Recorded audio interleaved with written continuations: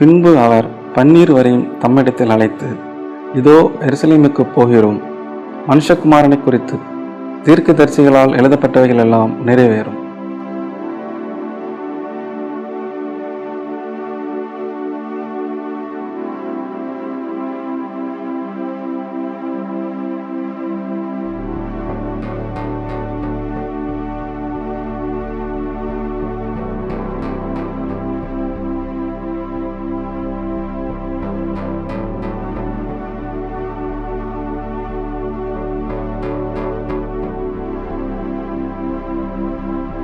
இனிமை நிறைந்த இந்த நல்ல நாளிலே ஜேடிகே டிவி வழியாக இணைந்திருக்கிற உங்கள் அனைவருக்கும் இறைமகன் இயேசுவின் இனிதான நாமத்தில் அன்பின் வாழ்த்துக்களும் வணக்கமும்.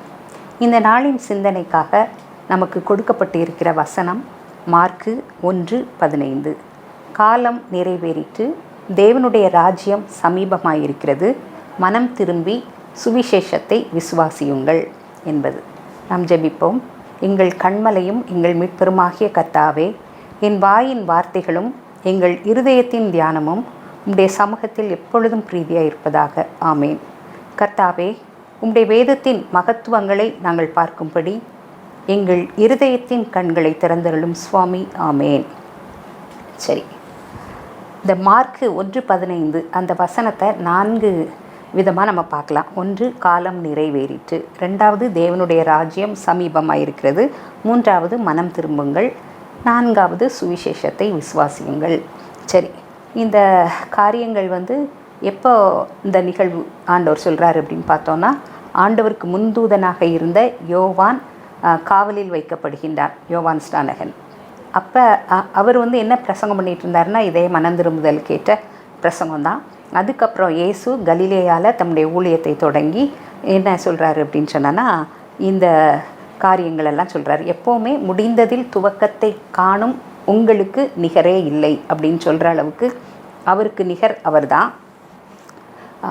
எப்பயுமே காலம் அப்படிங்கிறது பொன் போன்றது அப்படின்னு சொல்லுவாங்க. ஆனால் பொன்னை விட மேலானது.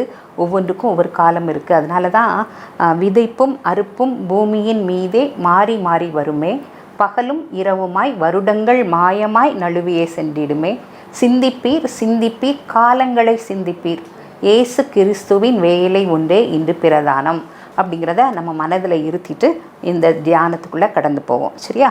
பிரசங்கி சொல்லுவார், காலத்தை குறித்து ஒவ்வொன்றிற்கும் ஒரு காலம் உண்டு அப்படின்னு சொல்லுவார். என்ன அப்படி? வானத்தின் கீழ் இருக்கிற ஒவ்வொரு காரியத்துக்கும் ஒவ்வொரு சமயம் உண்டு அப்படின்னு சொல்லிட்டு, பிறக்க ஒரு காலம், இறக்க ஒரு காலம், நட ஒரு காலம், நட்டதை பிடுங்க ஒரு காலம், கொல்ல ஒரு காலம், குணமாக்க ஒரு காலம், இடிக்க ஒரு காலம், கட்ட ஒரு காலம், அழ ஒரு காலம், நகைக்க ஒரு காலம், புலம்ப ஒரு காலம், நடனம் பண்ண ஒரு காலம், கற்களை எரிந்து போட ஒரு காலம், கற்களை சேகரிக்க ஒரு காலம், தழுவ ஒரு காலம், தழுவாமல் இருக்க ஒரு காலம், தேட ஒரு காலம், இழக்க ஒரு காலம், காப்பாற்ற ஒரு காலம், எரிந்துவிட ஒரு காலம், கிழிக்க ஒரு காலம், தைக்க ஒரு காலம், மௌனமாக இருக்க ஒரு காலம், பேச ஒரு காலம், ஸ்நேகிக்க ஒரு காலம், பகைக்க ஒரு காலம், யுத்தம் பண்ண ஒரு காலம், சமாதானம் பண்ண ஒரு காலம் அப்படின்னு காலங்களை அடுக்கிட்டே அவர் போகிறத பார்க்க முடிகிறது.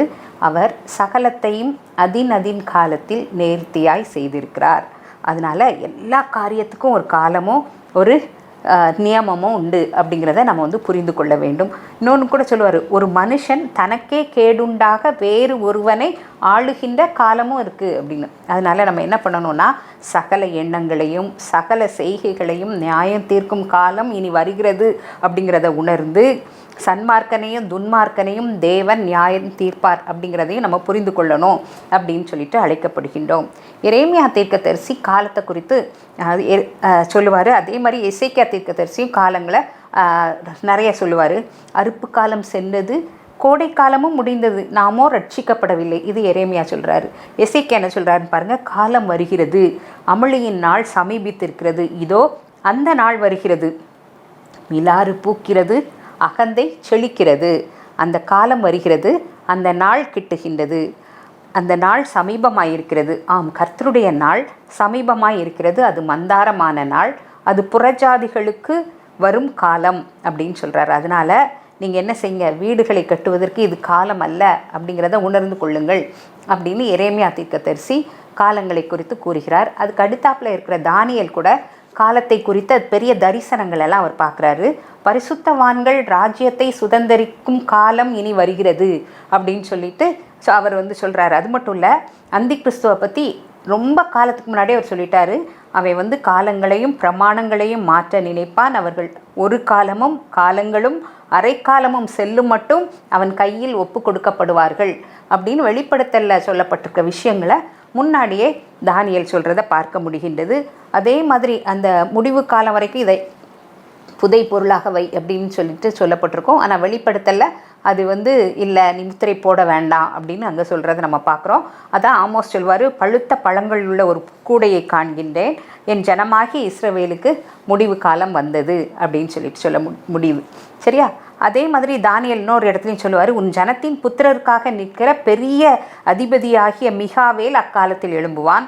யாதொரு ஜாதியாரும் தோன்றினது முதல் அக்காலம் மட்டும் உண்டாயிராத பெரிய ஆபத்து காலம் வரும். அக்காலத்தில் புத்தகத்தில் எழுதியிருக்கிறவர்களாக காணப்படுகிற உன் ஜனங்கள் அனைவரும் விடுவிக்கப்படுவார்கள். அப்போ எவ்வளோ கொடிய காலம், ஆபத்து காலம் வந்தாலும் அவருடைய செட்டைகளுக்குள்ளே இருக்கிறவர்களுக்கு அது ஒரு விடுவிக்கப்படும் காலமாக இருக்கும் அப்படிங்கிறத நாம் புரிந்து கொள்ள வேண்டும். சரியா? அதனால் ஓசியாவும் இதை சொல்லுவார், நீங்கள் நீதிக்கென்று விதை விதையுங்கள், அதே மாதிரி தயவுக்கு ஒத்ததாய் அறுப்பு அருங்கள், உங்கள் தரிசு நிலங்களை பண்படுத்துங்கள். கர்த்தர் என்ன செய்ய போகிறாரு? உங்கள் மேலே நீதியை வருஷிக்க போகிறாரு. அதனால் அவரை தேட காலமாக இருக்கிறது. அப்போது நமக்கு ப்ரையாரிட்டி அவரை தேட வேண்டும் அப்படிங்கிறதா, அவரை தரிசிக்க வேண்டும் அப்படிங்கிறதான் நம்முடைய விருப்பமாகவும் வாஞ்சையாகவும் இருக்கணும் அப்படிங்கிறத பார்க்கின்றோம். ஏன்னா யூதாவே, உனக்கு ஒரு அறுப்பு காலம் நியமிக்கப்பட்டு இருக்கிறது. எல்லாருக்குமே ஒரு காலம் இருக்குது. அப்படி தானே கோடாலியானது வேறருகே வைக்கப்பட்டு இருக்கிறது அப்படிங்கிறத உணர்ந்து செயல்படணும். இயேசுவுக்கு அன்பான யோவான் அப்போஸ்தலன் நிறைய விஷயங்களை சொல்லுவார்.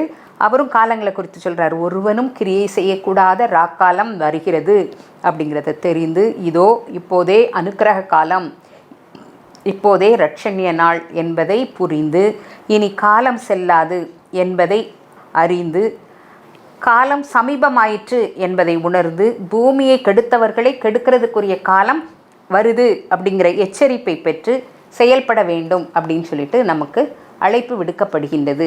ஓகேயா? அதனால் நம்மளும் சொல்லுவோம், நம்மளும் அதே மாதிரி தான் இருக்கணும். காலம் கடந்திடும் முன்னர் கருத்து கொள்வார் வாருமே, ஞாலத்தில் இயேசுவின் நாமம் எடுத்து சொல்ல சேருமே, சுத்த கரத்தை உயர்த்தி பரிசுத்தர் யாரும் சேருமே, பாவத்தில் சாகும் ஜனத்தை தடுத்து நிறுத்தக்கூடுமே, இன்றே காலம் கடந்திடும் முன்னே. ஏன்னா நீ வாழும் இப்புவி நாசம் ஆகும் காலம் வருமே, உலகின் கடைசி சந்ததி நீயாக இருக்கலாமே, எழும்பு எழும்பு தெபோராள், பாராக்கை விழித்துவிடு, தேவைக்கு ஏற்ற பலனை இன்றைக்கு பெற்றெழும்பு. அதனால் அவர்கிட்ட பலம் பெற்று நாம் செயல்பட அழைக்கப்படுகின்றோம். சரி, அடுத்தது என்ன? ரெண்டாவது என்ன சொல்லியிருக்குன்னா, தேவனுடைய ராஜ்யம் சமீபமாக இருக்கிறது. ஆனால் அந்த நாள் வெகு சமீபமே, சுத்தர்கள் யாவரும் கூடிடுவார், தேவ எக்காலம் வானில் தோணிக்க தேவாதி தேவனை சந்திப்போமே. அதனால் அந்த நாள் ரொம்ப சமீபமாக இருக்கிறது அப்படின்னு சொல்லிட்டு நம்ம பார்க்குறோம். எந்த நாள்? தேவனுடைய ராஜ்யம் வரக்கூடிய அந்த நாள். அப்போது தேவனுடைய ராஜ்யம்னா என்னது? அது குறுகின காலகட்டத்துக்குரியதா அப்படின்னு பார்த்தோன்னா இல்லை. அவர் ஆளுகை செய்கின்ற, அவர் ஆட்சி புரிகின்ற எல்லாமே அவருடைய காலத்துக்குள்ளே தான் இருக்குது அப்படிங்கிறத நம்ம புரிய முடிகிறது. அவருக்குள்ளாக இருக்கின்றவர்கள் ஆசீர்வாதத்தையும் மகிழ்ச்சியையும் சுதந்திரித்து கொள்வார்கள். அதனால் அந்த காலகட்டங்களை குறித்தெல்லாம் நம்ம கொஞ்சம் சிந்தித்து பார்க்க வேண்டியிருக்கு. இயேசு கிறிஸ்து தான் எல்லா காலத்துக்கும் மேலானவர் அப்படின்னு சொல்லிட்டு நம்ம பார்க்குறோம். அவருடைய இலக்கு, சுவிசேஷம், நற்செய்தி எல்லாமே அவர் தான் அப்படின்னு பார்க்குறோம். மத்தேயுவில் பரலோக ராஜ்யம் அப்படின்னு சொல்லப்பட்டிருக்கு. கிட்டத்தட்ட 53 முறை இந்த வார்த்தை வருகின்றது. மார்க்கு, லூக்கா, யோவான் இதில் 140 முறை வருகுது. அவங்கெல்லாம் தேவனுடைய ராஜ்யம் அப்படின்னு சொல்கிறாங்க. தாவீது சொல்லுவார்ல, கர்த்தர் ராஜரிகம் பண்ணுகிறார். எப்போமோ ராஜரிகம் பண்ணுகிறவர் அவர் தான். அப்போ இந்த காலங்களை பல காலங்களாக நம்ம என்ன செய்யலாம், பார்க்கலாம். அந்த தேவனுடைய ராஜ்யம் பல காலகட்டங்களை உள்ளடக்கியது. கடந்த கால நித்தியம் அப்படின்னு அதை ஆரம்பிக்கும். அந்த கடந்த கால நித்தியம் எது அப்படின்னு சொன்னான்னா நமக்கு தெரியவே தெரியாது. பூலோகம் உருவாக்கிய மலைகள் தோன்றும் முன் சுயம்புவாய் நீர் என்றும் நீரே மாறா பராபரன். அப்போ பூலோகம்லாம் உருவாகிறதுக்கு முன்னாடி, மலைகள்லாம் தோன்றதுக்கு முன்னாடி இருந்த ஒரு காலகட்டம். அதை வந்து கடந்த கால நித்தியம் அப்படின்னு சொல்கிறாங்க. சரி, ஆரம்பமே இல்லாத ஒரு காலகட்டம். அடுத்தது 2வது முற்பிதாக்கள் காலம். இந்த பூமியை உருவாக்கும் போது செல்ல பிள்ளையாக இருந்தார் சிருஷ்டிகர்த்தா, அப்படி பார்க்குறோம். அந்த நியாயப்பிரமாணத்துக்கு முந்தைய காலகட்டம். இது வந்து ஆதாம் முதல் மோசே வரைக்கும் உள்ள காலகட்டம் அப்படின்னு சொல்லிட்டு பார்க்குறோம். அடுத்தது 3வது காலகட்டம் இஸ்ரவேலர்கள், அதாவது நியாயப்பிரமாணத்தின் காலகட்டம். அந்த சீனாய் மலையில் அந்த 10 கட்டளைகள் கொடுக்கப்படுகிறது. அதிலிருந்து இயேசு கிறிஸ்துவின் பிறப்பு வரைக்கும், இயேசு கிறிஸ்து வரைக்கும் உள்ள காலகட்டத்தை என்னன்னு சொல்கிறாங்க அப்படின்னு சொன்னால் நியாயப்பிரமாணத்தின் காலகட்டம். நம்ம கலாத்தியரில் பவுல் ரொம்ப அழகாக சொல்லியிருப்பார், நாம் புத்திர சுவிகாரம் அடையும் படிக்கு காலம் நிறைவேறின போது ஸ்திரீயினிடத்தில் பிறந்தவரும் நியாயப்பிரமாணத்துக்கு கீழானவரும் ஆகிய தம்முடைய குமாரனை தேவன் அனுப்பினார். பாருங்க, நாம் புத்திர சுவிகாரம் அடையணும் அப்படிங்கிறதுக்காக ஒரு காலம் நிறைவேறின போது, எந்த காலம்? நியாயப்பிரமாண காலம் நிறைவேறின போது தம்முடைய குமாரனை நம்ம அவர் அப்பா பிதா அப்படின்னு கூப்பிடுறதுக்காக அனுப்பியிருக்காரு. இவ்வளோ பெரிய பாக்கியத்தை நமக்கு கொடுத்துருக்காருன்னு யோசிச்சு பாருங்க. மேலும் நீங்கள் புத்திரராய் இருக்கிறபடியால் அப்பா பிதாவே என்று கூப்பிடத்தக்கதாக தேவன் தமது குமாரனின் ஆவியை உங்கள் இருதயங்களில் அனுப்பியிருக்கிறார். அப்போ அவர் நமக்கு பயத்தின் ஆவியை தரல, பலமும் அன்பும் தெளிந்த புத்தியுள்ள ஆவியை கொடுத்திருக்கிறார். அதனால அவருடைய பிள்ளைகளுக்கு அந்த கிருபையின் காலம் அப்படிங்கிறது ஒரு பெரிய இளைப்பாறுதலின் காலம் அப்படின்னு சொல்லிட்டு பார்க்கின்றோம். அதை தான் சொல்கிறாரு, கிருபையின் காலம் அப்படிங்கிறது புறஜாதிகளின் காலமாகவும் சபையின் காலமாகவும் இருக்கின்றது. இது இயேசு கிறிஸ்துவிலிருந்து அவருடைய இரகசிய வருகை வரைக்கும் இடைப்பட்ட காலம் அப்படின்னு நம்ம வந்து பார்க்க முடிகிறது. அதுக்கு அடுத்தது இருக்கிறது வந்து என்னென்னா இரகசிய வருகை, அவருடைய வருகை, மேகங்கள் மேலே அவர் வருகின்ற அந்த வருகை. அதுக்கு தான் நீங்கள் ஆயத்தமாகுங்க, சமீபமாக இருக்குது அப்படின்னு சொல்லிட்டு இருக்காரு. நம்மளும் வானத்தில் நடுவானத்தில் இயேசுவின் கைகளில் நான் இருப்பேன், பரமன் இயேசுவின் புன்னகை முகம் என் கண்களில் உள்ளத்தில் நிறைந்திருக்கும் அப்படின்னு சொல்லிட்டு சொல்லுவோம். ஏன்னா அது திருடன் வருகை போல் இருக்கும். சீக்கிரம் அவர் நாள் வெகு சமீபம், காலையோ மாலையோ நள்ளிரவோ எப்போ வருவார் அப்படின்னு சொல்லிட்டு தெரியல. ஆனால் ஒன்று மட்டும், அவர் வரும் நாளில் என்னை கரம் அசைத்து வளர்மதி அப்படின்னு அன்போட கூப்பிட்டு சேர்த்து கொள்வார். அவர் சமூகமதியில் அங்கே அவருடனே ஆடி பாடியே மகிழ்ந்துடுவேன் அப்படிங்கிற ஒரு நிச்சயம் நம்ம எல்லாருக்கும் வேணும். அதனால தான் இந்த காலத்தை பற்றி பார்க்குறோம். அதுக்கு அடுத்த காலம் வந்து ராஜ்யத்தின் காலம். அதாவது அவரோடு போனவங்க என்ன செய்வாங்க? ரொம்ப ஜாலியாக ஏற்றுக்கொள்ளப்பட்டவர்கள் இருப்பாங்க. கைவிடப்பட்டவர்கள் அவங்களுக்கும் மோசே எலியா அப்படின்னு வந்து அது ஒரு திரும்ப அழைக்கிற ஒரு காலம் ஒன்று இருக்குது. அதுக்கப்புறம் தான் ஒரு எதிர்வரும் நித்தியம், அதாவது புதிய வானம் புதிய பூமி வந்துட்டு பழையவைகள் எல்லாம் இல்லாமல் போயிட்டு சமுத்திரம் கூட இல்லை அப்படின்னு சொல்லிட்டு சொல்வார்ல, அப்போது அது எதிர்வரும் நித்தியம், அவரோடு கூட இருக்கிற அந்த காலகட்டம் அப்படின்னு இந்த காலங்களை பிரிக்கலாம். அதனால தான் யோவான் வந்து என்ன சொன்னார்னா, மனம் திரும்புங்கள் பரலோக ராஜ்யம் சமீபமாக இருக்கிறதுன்னு சொன்னார். அதுக்கப்புறம் ஏசப்பாவும் என்ன சொன்னார்? மனம் திரும்புங்கள் பரலோக ராஜ்யம் சமீபமாக இருக்கிறதுன்னு சொன்னார். மத்தேயுல அவருடைய சீஷர்கள் 12 பேரையும் கூப்பிட்டு நீங்கள் போய் என்ன செய்யுங்க, பரலோக ராஜ்யம் சமீபித்திருக்கிறது அப்படின்னு சொல்லி பிரசங்கம் பண்ணுங்கள் அப்படின்னு சொல்லியிருக்காரு. நம்மக்கிட்டையும் நீங்கள் உலகம் எங்கும் போய் என்ன செய்யுங்க, எருசலேமிலும் யூதேயாவிலும் சமாரியாவிலும் பூமியின் கடைசி பரியந்தமும் நீங்கள் என்ன செய்யுங்க, சாட்சிகளாக இருங்க அப்படின்னு சொல்லியிருக்கார். ஓகேயா?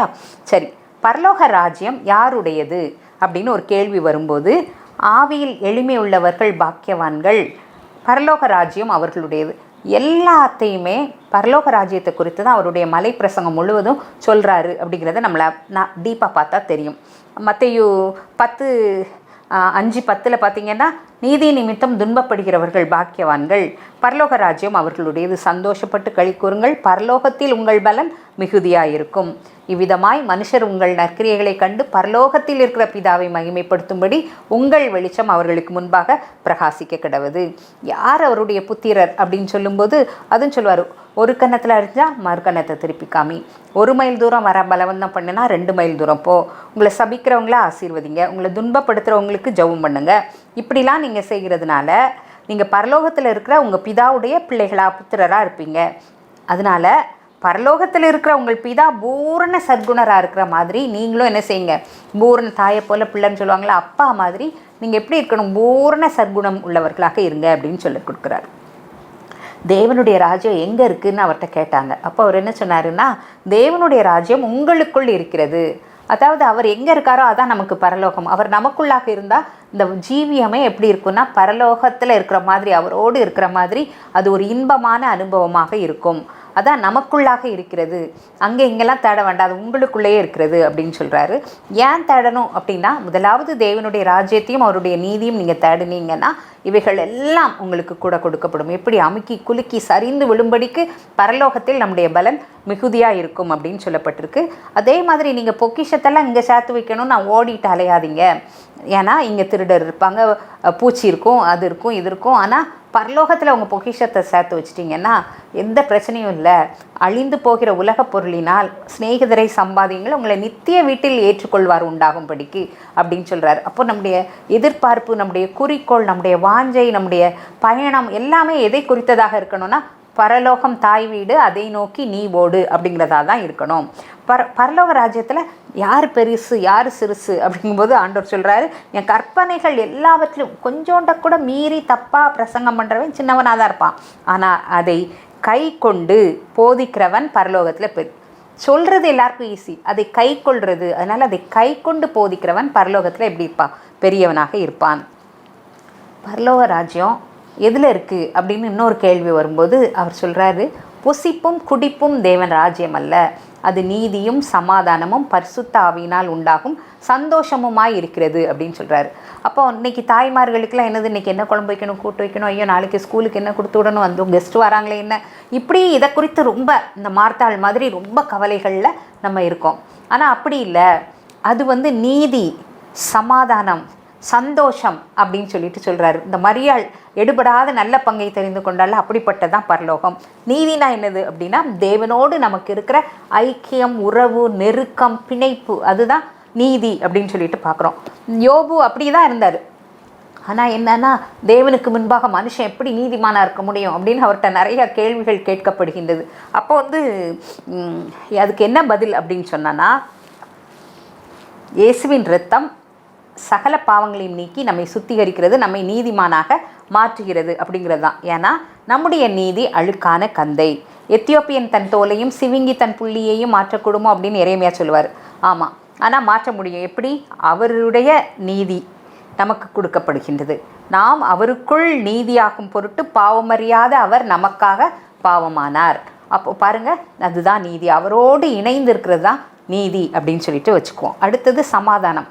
சமாதானத்தை வைத்து போகிறேன், என்னுடைய சமாதானத்தை உங்களுக்கு கொடுக்கிறேன், உலகம் கொடுக்கிற பிரகாரம் நான் உங்களுக்கு கொடுக்கிறதில்லை, உங்கள் இருதயம் கலங்காமலும் பயப்படாமலும் இருப்பதாக அவருடைய சமாதானத்தை தந்து விட்டார் சமாதான பிரபு. அப்போ நமக்கு என்ன கவலை இருக்குது? ஒரு கவலையும் இல்லை.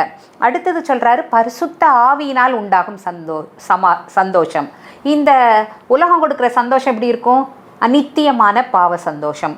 ஆனால் பரிசுத்த ஆவியினால் உண்டாகும் சந்தோஷம், அந்த மேல் வீட்டு அனுபவம், எப்பொழுதும் சந்தோஷமாக இருங்கள் என்று மறுபடியும் உங்களுக்கு சொல்லுகிறேன் அப்படின்னு சொன்ன பவுல் எவ்வளோ சந்தோஷமாக இருக்காருங்கிறதுக்கு அவரே சாட்சியாக இருக்கார். உடம்பெல்லாம் அடித்து இது பண்ணி தொழு மரத்தில் கையை காலை மாட்டி வச்சுருக்காங்க. அவரும் சீலாவும் என்ன செய்கிறாங்க, அங்கே கிடந்து பாட்டு படிச்சுட்டு இருக்காங்க. எவ்வளோ சந்தோஷம் இருந்ததுன்னா பாட்டு படிச்சிருப்பாங்கன்னு யோசித்து பாருங்கள். அதுதான் போதிக்கிறது இல்லை, அதில் வாழ்ந்து காட்டுறது. அதான் பரிசுத்த ஆவியினால் உண்டாகும் சந்தோஷம் அப்படின்னு பார்க்குறோம். திருப்பி சொல்வார், இந்த தேவனுடைய ராஜ்யம் பேச்சில் இல்லை, அது செயலில் இருக்குது, செயலில் இல்லை பலத்தில் இருக்குது அப்படின்னு சொல்லிட்டு சொல்லுவார். 1 கொரிந்தியர் 4வது அதிகாரத்தில். வாய் பேச்சில் ஆண்டவர் வராரு அப்படி இப்படின்னு பேசுறது இல்லை, மனசில் நினைக்கிறது இல்லை, ஆனால் அது ஒரு பலத்தில் இருக்குது. ஏன்னா பரிசுத்த ஆவியானவர் வரும்போது தான் பலனடைஞ்சு எல்லா இடத்துக்கும் அவரை பற்றி என்ன செய்ய முடியும், சொல்ல முடியும். அப்போ தான் மனுஷர் நம்முடைய நற்கிரியைகளை பார்த்து அவரை மகிமைப்படுத்த முடியும். அதனால தான் பவுல் சொல்கிறாரு, என்னை பலப்படுத்துகிற கிறிஸ்துவினாலே எல்லாவற்றையும் செய்ய எனக்கு பலன் உண்டு. இந்த பவுல் இவ்வளோ பெரிய பயணம் பண்ணி இவ்வளோ காரியத்தை எழுதியிருக்காருன்னா அவருடைய முள் இருக்குது, ஆனால் கூட என் கிருபை உனக்கு போதும்னு சொல்லியிருக்காரு. அவருடைய பலன் அவர் மேலே இருக்குது அப்படிங்கிறத பார்க்குறோம். அதனால் நம்ம மேலேயும் அந்த பலன் இருக்குது. அந்த பரிசுத்த ஆவியானவர் இருக்கும்போது நாம் நிருபமாகவும் நம்முடைய வாழ்க்கை ஒரு புத்தகமாகவும் இருக்கும் அப்படின்னு நினைக்கிறேன். சபையை துன்பப்படுத்தி கொண்டிருந்த பவுல் இப்போ என்ன சொல்கிறாருன்னா, கிறிஸ்து எனக்கு ஜீவன், சாவு எனக்கு ஆதாயம் அப்படின்னு சொல்கிறாரு. கிறிஸ்துவை அறிகிற அறிவின் மேன்மைக்காய் எல்லாவற்றையும் நஷ்டம் என்று விட்டுவிட்டேன், குப்பையுமாக கருதுகிறேன் அப்படின்னு சொல்லணும்னா எவ்வளோ பெரிய மாற்றம் அவருக்குள்ளாக நிகழ்ந்தது, எவ்வளோ மேன்மையானதை அவர் தெரிந்து கொண்டார் அப்படின்னு பார்ப்போம். அதே மாதிரி தான் பேதுரு, ஆண்டவர் சொல்லுவார், சாத்தான் சுலகினால் புடைக்கும்படி அனுமதி கேட்டான், ஆனாலும் உன் விசுவாசம் ஒளிந்து போகாதபடி நான் உனக்காக வேண்டிக் கொண்டேன் அப்படின்னு சொன்ன பிறகு கூட மறுதளிச்சிருவார்.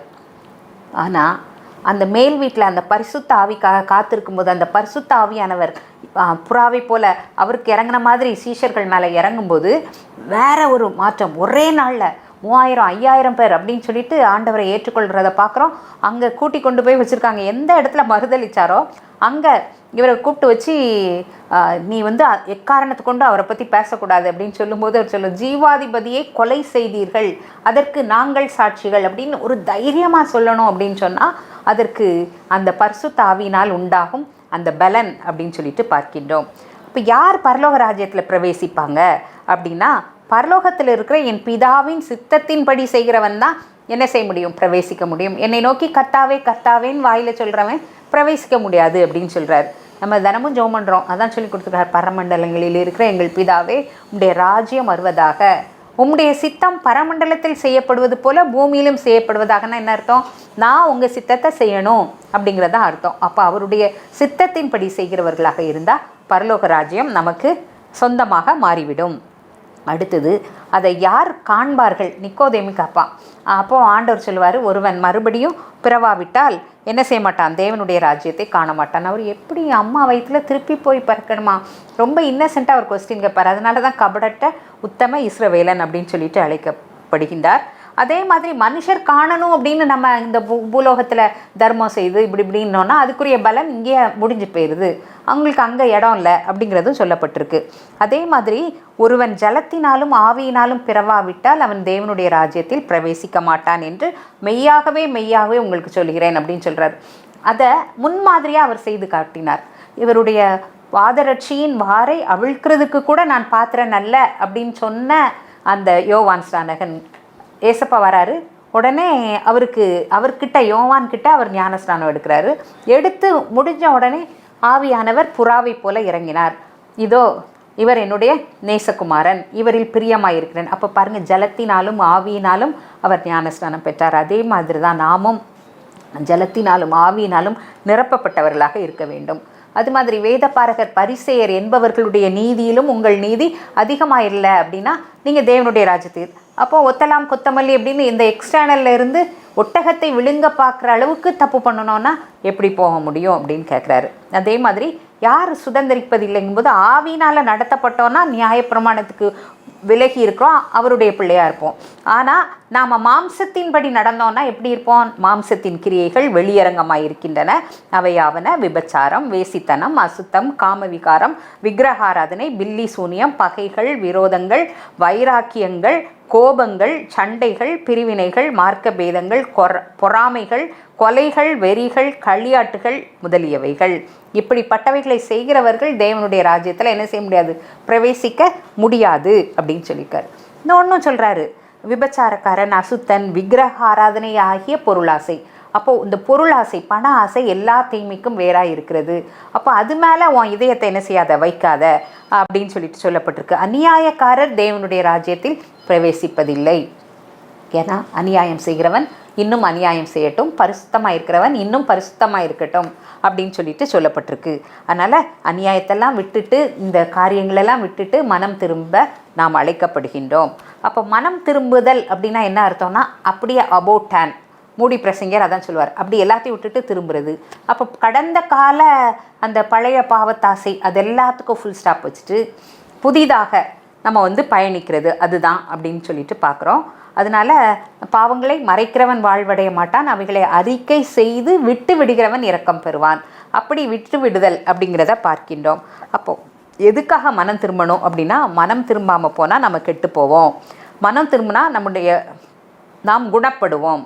அறியாமையின் காலங்களில் தேவன் காணாதவர் போல் இருந்தார், இப்பொழுதோ மனம் திரும்ப வேண்டும் என்று எங்கும் உள்ள எல்லாருக்கும் கட்டளையிடுகிறார்.